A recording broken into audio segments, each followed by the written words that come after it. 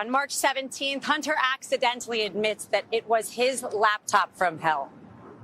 The next day, DA Alvin Bragg indicts President Trump. June 8th, an FBI document is released showing that the Ukrainians paid the Biden crime family millions and millions of dollars. The next day, the Mar-a-Lago raid and the Mar-a-Lago indictment. Last week, Hunter Biden's sweetheart plea deal fell through when the judge realized it had blanket immunity. The following day, a superseding indictment against Donald Trump. July 31st, Devin Archer goes to testify in front of the House. That was only after they failed to put him in jail prior to the fact. What happens the next day? The January 6th indictment that we're here for today. This is not a coincidence. This is election interference at its finest against the leading candidate right now for president, for either party. President Trump is under siege in a way that we have never seen before. President Trump and his legal team and everyone on his team will continue to fight, not for him, but for the American people. I'll take some questions. Well, thank you. I know the president has called this a witch hunt. You just laid out several examples of that. Any other thoughts that the president has communicated to you in terms of why this is going on and then why he calls it a witch hunt? I think a witch hunt is really the way that anybody should describe this, because it's not something we've seen in our time. This is not even political. This is beyond that. A witch hunt is when you relentlessly attack your opponent, when you relentlessly attack the thing that you are most afraid of. People are afraid of somebody that cannot be bought by Washington. People are afraid of somebody who is independently wealthy and who has given up his good life to fight for this country. And that frightens a lot of politicians who are career politicians, unfortunately, because he'll get back there, and I know he'll be fighting for every one of us so that this doesn't happen to us. This case is about free speech, but the special counsel says Trump could have disagreed with the results and talked about it. No crime there. The difference is what he did to try and switch the votes. So what is it that he did to try and switch the votes that you refer to?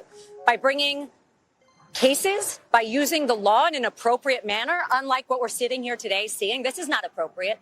What President Trump did is he said, go patriotically and peacefully and protest. That is an American right.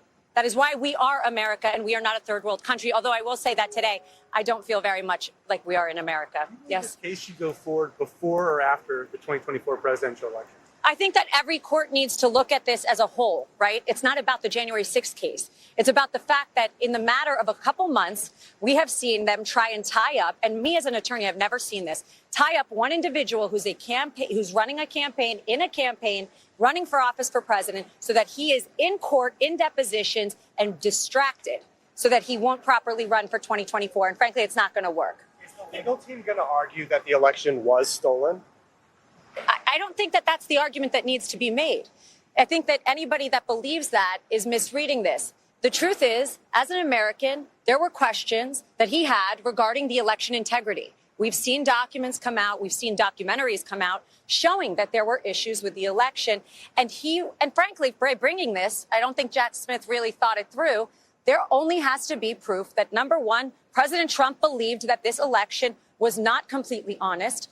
And number two, Jack Smith has opened himself up to a can of worms that we can now look at and really examine. If you believe that he's innocent and that this is all a setup, why not bring it to trial as soon as possible before the election so that you can clear his name? Yeah, I would love to do that, but there's something called discovery. And when somebody wants to say that the 2020 election was perfect and that President Trump has no right to object to it, we've got to go show them all the facts. And there's a lot of facts to show. So everybody has their time. And to say that Donald Trump should then be rushed and not be given the same fair proceeding that anybody else is just, frankly, un-American. It's not fair. It's not the way our system works. A lot of the lawyers who helped him try to overturn the election are unnamed co-conspirators in the indictment.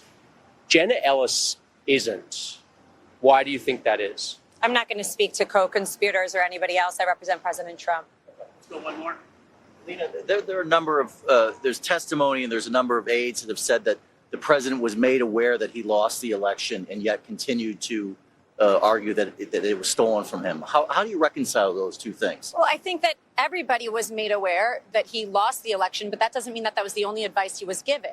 As anybody understands what happens in the Oval Office, there are a numerous amount of advisors and politicians and lawyers, not just one or two, that are giving you advice and telling you what they believe is true. So he may not agree with Mike Pence. He may not agree with one of his lawyers, but that doesn't mean that there weren't other people advising him exactly the opposite. And the president has a right, as every one of us do, to listen to several opinions and make their decision. I remember hearing Hillary Clinton and Stacey Abrams argue their elections were not right. Absolutely. I mean, how, and the weaponization of the DOJ didn't happen then. No, of course not. But if your last name's Trump, it's very different. So Hillary Clinton could have a problem when she lost the election, and we could have a complete liberal meltdown, as we all saw.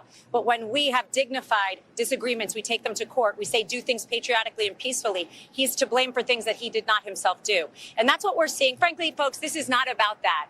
This is about politics. This is about 2024. Period. The end. Thanks, guys. Thank you. Thank you. Thank you.